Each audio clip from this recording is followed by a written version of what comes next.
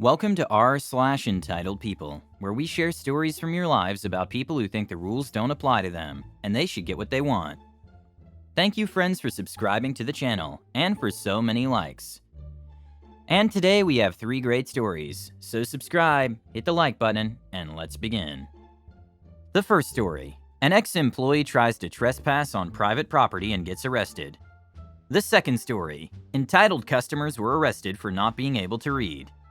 The third story: the boss I trained acts like an a-hole, and then they lose 9 out of 12 employees. The first story is Spirit from Beyond. A bit of background: I'm a semi-experienced security officer with a rather large amount of diversity in my word, for someone of 3 years security experience. Everything from guarding mine shafts to basically being a receptionist, and for the one important for this story, a chemical plant. Simple job: sit in a shack, control the gate, report everything, mind the ghostly apparitions that desire your soul.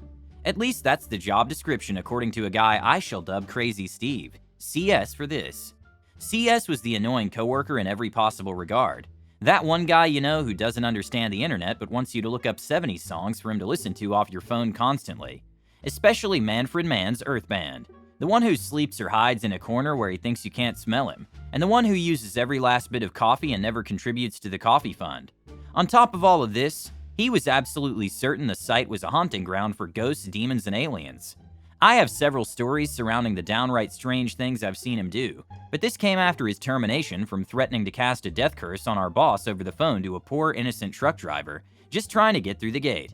Needless to say, things went south for CS very fast, and not even a week has passed since his unwilling departure before we all receive a notice to be on lookout due to sightings of him trespassing on property. My shift was about halfway over when CS decides to show up, banging away on the gate and shouting for me to let him in. Being the nice guy I am, I decided to make him aware I would call the police if he did not leave, before actually doing so, for which the only response I received was, "You have to let me in, please. They're here, whispering, they're all around me." After several minutes of insane rambling with no real content, just more of the same, I tell him I'll check around for spirits, which I do to ensure there's no animals around that are the source of his concern, in order to dial the police. CS and I wait around for barely 5 minutes before a single car pulls up, and I will never forget this for all of my days. A young fellow who seems very new and unsure about himself strolls up to ask what the problem is, after conversing with me over the phone about the issue his policy demands for that particular site. CS explains the situation in something that went sorta like this. CS: "Officer, thank God you're here. I'm being called here, sought out, you have to help. I've worked here for years and I know them well. They're angry, furious, I'm not here to quell them, and the young guard here is in serious danger. He won't last long if I don't help him."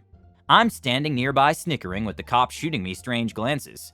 "Officer, is there someone out here trying to hurt you? What kind of danger are you on about?" CS: "They're coming. They're coming because the charms are wearing off. I have to get inside. The spirits from beyond are coming to reclaim their gravesite. We're on an Indian burial ground, sir, and I must get inside to protect us before their fury is unleashed." At this point, the look of absolute shock is apparent on the officer's face. A look I can only describe as half shock and half suspicion that he's being filmed. After glancing at me for a reassuring nod that CS is in fact serious, the officer tries to take control of the situation. Officer: "Alright, sir, calm down. It's alright, you're not allowed into the facility, but I assure you everything will be fine. Why don't you come with me and we'll get you taken care of, and then I can come back and look for your spirits." CS immediately realized what was going on, and the gears in his head were visibly turning as he thought this over for a few seconds. Rather than leave or calm down, he decided the best way to handle the situation was to double down. He began to claw at the gate, gurgling and pulling on it while rolling his eyes back in his head. As I'd never seen him or anyone act this way, I was a little taken aback, but the officer stayed calm as CS slurred out in his best impression of a ghost, "They've come, they're here, a possession by a spirit from beyond. I must get in, I must, before this evil creature takes me. For your sake and his, you must let me in." The act was rather bad, but just stunning in how desperately he tried to play it. The cop was very obviously trying to stifle a laugh. I decided to light up a cigar to busy myself with, as the performance was both hard not to laugh at and just very embarrassing. After a moment, CS just stopped, looked between us, and his shoulders and head fell. CS: "I'm sorry, guys. I just didn't want to embarrass myself after all that. I'm not really possessed. I'm sorry if I fooled you. I just wanted to help." At this point, I was forced to make an excuse of needing to go on patrol so I could lose it out of earshot. When I got back, the officer was waiting at my shack with CS handcuffed in the back of his cruiser. Apparently after I left, CS took the chance to try and dart past the officer to tear in the fence none of us knew about, got stuck halfway in and was arrested.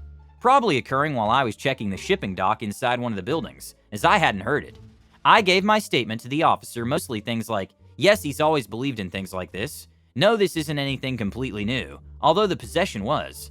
Right then, the officer broke character for just a moment, leaned over and said, between you and me, for half a second I really believed he was an escapee from an insane asylum.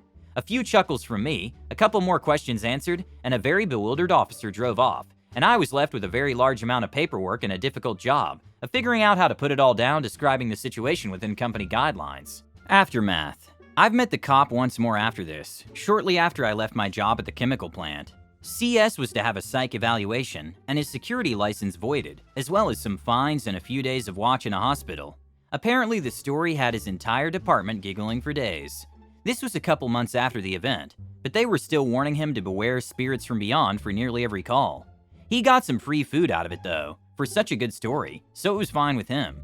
Quick note, the chemical plant was not on an Indian burial site, nor was there one anywhere near the town where this occurred.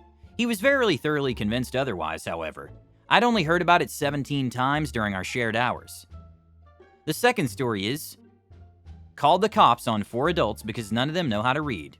Worked in an extended stay hotel. Office closes at night. Always someone here for emergencies, lost keys, and reservations though. Get a call for a reservation. Live in a college town, and oftentimes groups will come in with multiple rooms for graduation, visitation, college games, etc. I show up promptly, under 5 minutes, and the first thing I am greeted with is 2 of the 4 people yelling and cursing at me, demanding a manager and a refund. They were upset that they had to wait 5 minutes to get checked in, at 3 a.m. After some combination of explanation of our practices and de-escalation, we moved on to the first step in the check-in process, gathering IDs. Well, they didn't seem to like that. They kept going off on how they're government-sanctioned citizens or something like that, and that they didn't want to give me the IDs. Since it was 3 reservations under the same name, we needed to know who was in which room in the event that they lost their keys and needed new ones, or they wanted to get connected to the internet, etc. They kept going off on me. Most front desk employees know there's only so much we have to take before customer service takes a back seat to getting harassed. That is not to say we would be disrespectful, but our helpfulness, or even engaging with the guest, would be over with. We were already at 120% of what is acceptable. Somehow, some way I get through the ID process, thinking that if every step of this check-in is going to be met with this much hostility, we aren't going to get very far. So we get to the payment portion. They have 3 rooms, so we start with the first one. I remember exactly what the payment was down to the cent, but for posterity, let's say on an event weekend, for 3 nights a room was $500. The woman who made the reservations was an older woman who, by the way, was not the ones being rude. It was the other 3 younger adults with her. The reservation holder asked what the total was, and I told her the price for each room. There was some confusion still, and I broke out the calculator to inform her that the total was $1,500 for all 3 rooms, for 3 nights during an event weekend. All hell broke loose. I'm an Air Force veteran. I've been yelled at quite a bit. I've been dressed down in ways that would and have made grown men cry. This was something special. If it wasn't against me, I might have been slightly impressed. Going off on how they made the reservation months ago, and it clearly said it was $500 for the entire stay. The older woman brought out the paperwork on her reservation, and very quickly I pointed to the bottom where it indicated that was the price for 1 room. It clearly said this. It was even in bold letters. I really did, to explain basic reading comprehension to them. They were not having it. The abuse continued until I told them I was refusing to check them in, and they need to leave the property. They of course refused, and I called 911 in front of them. While waiting for the police, I closed the office, as to limit any further interaction that could escalate more. Multiple times, the male young adult came back beating on stuff in the lobby, and even yelled, "You're going to die tonight." The police arrived, and what followed next sounds so dumb that it doesn't sound like a person would actually say it. The young adult started yelling at the officer, and literally said, "Because you wear that uniform, you need to find us another room and it better be complimentary." This continued for a few minutes before both of the officers came into the lobby, which I opened back up once they arrived. The officer had saw the paperwork and explained to them, and even tried to show them the same thing I did. The officer told me that he doesn't need anything from me. He just stepped inside here to get away from them, because he was about to take them to jail for trespassing. Mostly because of the attitude, though, it seemed. They eventually left when the officer had enough of their attitude. I was pretty proud of myself for lasting 5 times as long as the police at dealing with them. I then typed up a summary of what had happened for my boss. Anyone who works in front desk and needs to deal with crazies knows how to cover their A. If they were that insane with me and the police, no telling what they might complain about. They later made a review saying the hotel should be burned to the ground. Haha. And the last story is, this was supposed to be my dream job. A few years ago, I got hired for what I believed to be my dream job. Upper management, brought in to revive a struggling team for one of the biggest and most respected businesses in my city. Everything started great. Within 1 year, I revamped KPIs, coached struggling employees, and streamlined processes that were decades outdated. 7 of my employees were on PIPs when I started, and all of them righted their issues, 2 of which were promoted as supervisors of other departments. My first review was glowing from my director, and I was compared highly to a different manager that had been with the company for 15 years. Then things started to go weird. My boss moves to a different department. I have the opportunity to apply for the position, but I don't think I'm ready for it, so I pass. They hire for my new boss from the outside. The first meeting with my new boss, she tells me that she's a recovering alcoholic who got busted for a DUI. I didn't judge. Everybody has their demons, and that she will still have to serve a 30-day jail sentence in the upcoming 6 months. We work overtime to get her up to speed, as we have no idea when her jail time will start. I do 80% of her training and do most of her work while she's training. Once she gets somewhat up to speed, I covered her endless amounts of mistakes. She starts coming down on me for not doing things that aren't even in my responsibilities. A few months after that, she does my review instead of my director and completely blasts me. Says I'm not a team player, that I'm not completing my work in a good enough fashion, after I explained to her how my work needed to be completed, and puts me on a 60 warning for performance. 30 days go by and the warning is never once mentioned. No updates, no meetings about it. Out of nowhere, she pulls me into a room and gives me a pip for not fixing what she asked. I very clearly and respectfully told her that she's wrong, explained to her why she's wrong, laid out my entire list of responsibilities to her, and how they were all getting completed. She said too bad and gave me the pip to sign. I refused. The next day, I'm pulled into a meeting with her and our director, where we have the same exact discussion. It goes nowhere. At the end, my boss asks me if I'm willing to accept a demotion. I told him no. 2 weeks later, I find a new job. More money, responsibilities, more freedom. I give my 2 weeks and they're shocked. Beg me to stay. Offer to match the pay I'm getting at the new job. I tell them to pound sand and work my 2 weeks and leave. In the last 3 months, the department has lost 9 of the 12 people I managed, 2 of which came to work for me at my new job. Just yesterday, I received a nasty text from my old boss that I needed to stop poaching her employees.